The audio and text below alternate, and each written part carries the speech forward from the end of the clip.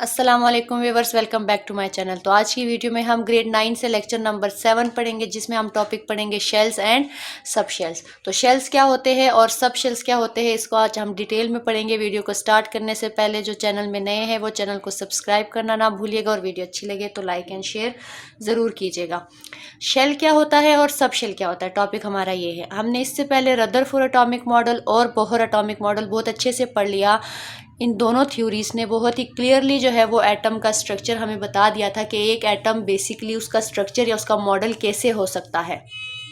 तो उसमें हमें ये बताया गया था कि इलेक्ट्रॉन्स जो है वो न्यूक्लियस के गिर्द सर्कुलर पाथ्स में रिवॉल्व करते हैं, जिसको रदरफोर्ड ने ऑर्बिट का नाम दिया था, और बाद में बोहर ने उसका नाम क्या रखा था, एनर्जी लेवल। यानी कि बेसिकली शेल्स क्या होते हैं, are the circular paths in which electrons revolve, circular या circle in which circles around nucleus in which electrons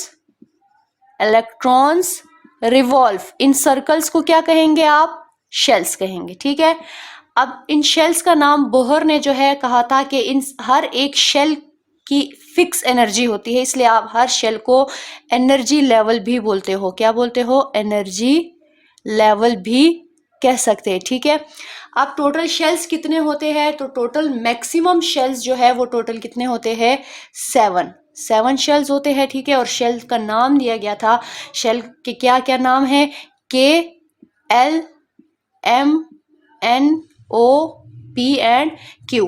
अब हर शेल को आप रिप्रेजेंट करते हो एन वैल्यू से। ठीक है, यानी N value, each shell is describe by N number. ठीक है, अब ये एन बेसिकली क्या होता है, बेसिकली एन क्या है, आपके पास number of shell, either first shell, second shell या थर्ड शेल।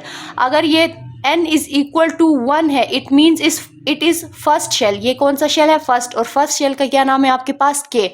फिर एल शेल के लिए क्या होगा, n is equal to 2। M shell के लिए क्या होगा, n is equal to 3। N के लिए क्या होगा, n इज इक्वल टू 4, और अप टू ऑन ऐसे ही चलता जाएगा। ठीक है, तो मैक्सिमम जो शेल्स की तादाद है वो कितनी होती है, 4 होती है। ठीक है, तो शेल्स क्या होते हैं, शेल्स ऐसे सर्कुलर पाथ जिसके न्यूक्लियस के अराउंड जिसमें इलेक्ट्रॉन्स घूमते हैं, उनको आप क्या कहते हैं, शेल्स कहते हैं, या आप उसका नाम एनर्जी लेवल भी कह सकते हैं। ठीक है, और शेल जो है वो तकरीबन मैंने मैक्सिमम आपको बता दिया कितने होते हैं, 7 होते हैं, और हर शेल को आप जो है वो n वैल्यू से डिस्क्राइब करते हो। और n बेसिकली क्या होता है, इसका नंबर होता है, शेल का नंबर। अगर वो फर्स्ट शेल है तो उसके लिए n इज इक्वल टू 1 होगा, सेकंड शेल है तो उसके लिए n इज इक्वल टू 2 होगा, थर्ड शेल है तो n इज इक्वल टू 3 होगा, और अप टू ऑन ऐसे ही चलते जाएंगे। ठीक है, अब सब शेल क्या होता है, ये जो शेल्स है दे आर सब डिवाइडेड इनटू सब शेल्स। ठीक है, सब शेल्स आर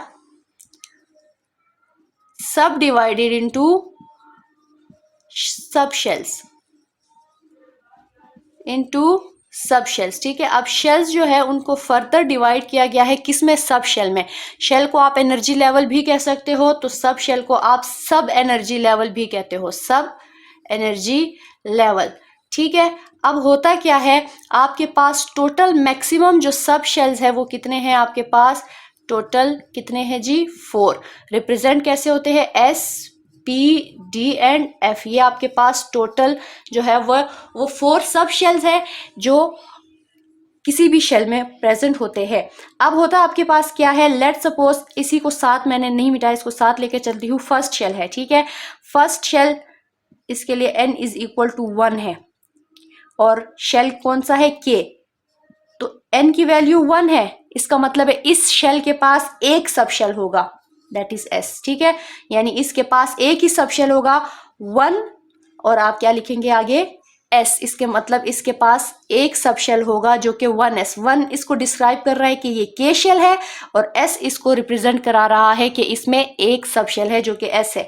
अब अगर हम इसी तरीके से 2 का लेते हैं, n इज इक्वल टू 2, इसका मतलब है वो l शेल है, तो l शेल में 2 n 2 के इक्वल है, इसका मतलब इसमें दो सब शेल्स होंगे, s और p, और 2 को आप इनके पहले लिखोगे, सब शेल के पहले उसको रिप्रेजेंट करोगे, जो रिप्रेजेंटेशन होगी कि ये एल शेल है और एल शेल का सब शेल है ये। ठीक है, इस तरीके से अप टू ऑन अगर आप एम के लिए करें तो एम में क्या होगा, 3s, 3p, 3D, ठीक है। और अगर आप n के लिए करें तो n के लिए क्या होगा, 4s, 4p, 4d, 4f। अब 5 के लिए भी f तक होगा, 6 के लिए भी f तक होगा और 7 के लिए भी f तक होगा, क्योंकि आपके पास मैक्सिमम है ही कितने सब शेल्स, 4 सब शेल्स है, ठीक है। और ये किस शेल के पास कितने सब शेल होंगे, यानी कौन सा शेल कितने सब शेल में डिवाइड होगा, वो डिपेंड करता है इसकी n वैल्यू पर। अगर n वैल्यू 1 है तो उसका सब शेल 1 है, n वैल्यू 2 है तो उसके 2 सब शेल है, n वैल्यू 3 है तो उसके 3 सब शेल है, और अगर n की वैल्यू 4 है तो उसके पास कितने सब शेल है, 4 सब शेल है। अब मैक्सिमम है ही 4 सब शेल, इसलिए 5, 6, 7 इन तीनों के पास कितने होते हैं, 4 सब शेल्स ही होते हैं। जस्ट यहाँ पे ये वैल्यू चेंज हो जाती है, 5 के लिए 5 आएगा, 6 के लिए 6 आएगा, और वो रिप्रेजेंटेशन होती है शेल की, कि आप किस शेल की बात कर रहे हो, ये ये जो सब शेल है ये किस शेल से बिलोंग करता है, ये वाली वैल्यू उसको इंडिकेट करती है, ठीक है। अब नेक्स्ट जो क्वेश्चन है या नेक्स्ट जो कंसेप्ट है वो ये आता है कि हर सब शेल में कितने इलेक्ट्रॉन्स आ सकते हैं, या हर शेल में कितने इलेक्ट्रॉन्स आ सकते हैं। तो आपने ये जहन में रखना है, आपके पास s में टोटल 2 इलेक्ट्रॉन्स आते हैं, उसमें 2 इलेक्ट्रॉन्स की ही अकोमोडेशन हो सकती है, इससे ज़्यादा इलेक्ट्रॉन्स नहीं आएंगे, ठीक है। इसके बाद p सब शेल की अगर हम बात करें तो p में मैक्सिमम अकोमोडेशन जो है इलेक्ट्रॉन्स की कितनी होती है, 6 से ज़्यादा नहीं आते हैं, d में 10 और f में आपके पास कितना होता है, 14। अब ये शेल्स की सब शेल्स की मैंने आपको बता दी कि किस सब शेल में कितने इलेक्ट्रॉन्स आते हैं। तो अब इस सब शेल्स के अकॉर्डिंग आप शेल की भी जो है वो अकोमोडेशन बता सकते हो, उसकी कैपेसिटी बता सकते हो कि शेल में कितने इलेक्ट्रॉन्स आ सकते हैं। अगर मैं के शेल की बात करूं तो के शेल में एक ही सब शेल होता है 1s, यानी उसमें मैक्सिमम 2 ही इलेक्ट्रॉन्स आ सकते हैं, 2 से ज़्यादा नहीं आ सकते। तो इसलिए के की कैपेसिटी कितनी हो गई, 2। के में जो है वो 2 से ज़्यादा इलेक्ट्रॉन्स नहीं आएंगे। अगर मैं एल की बात करूं तो एल में 2 सब शेल है, 2s, 2p, जिसमें s में 2 आ सकते हैं, p में 6, तो टोटल मिलाकर 8। l में आपके पास 8 इलेक्ट्रॉन्स की अकोमोडेशन हो सकती है, इससे ज़्यादा नहीं। फिर अगर आप m की बात करें तो 3s, 3p, 3d, जिसमें s में 2 आते हैं, p में 6, d में 10, तो टोटल कितना हुआ, 18। m शेल में 18 से ज़्यादा इलेक्ट्रॉन्स नहीं आ सकते, और ऐसे इसलिए आप आगे करते जाएंगे तो आपको पता चलेगा। बाकी इन सब में 32 इलेक्ट्रॉन्स की अकोमोडेशन होती है, इससे ज़्यादा इलेक्ट्रॉन्स नहीं आ सकते, ठीक है। तो आपने ये भी जहन में रखना है कि पहले एक सब शेल फिल होगा, उसके बाद अगले शेल में इलेक्ट्रॉन्स, सब शेल में इलेक्ट्रॉन्स जाएंगे। तो फर्स्ट शेल उसकी कैपेसिटी जितनी है, उसकी अकोमोडेशन जितनी है, पहले उसको फिल करेंगे आप, उसके बाद इलेक्ट्रॉन्स जो है वो नेक्स्ट सब शेल में जा सकते हैं।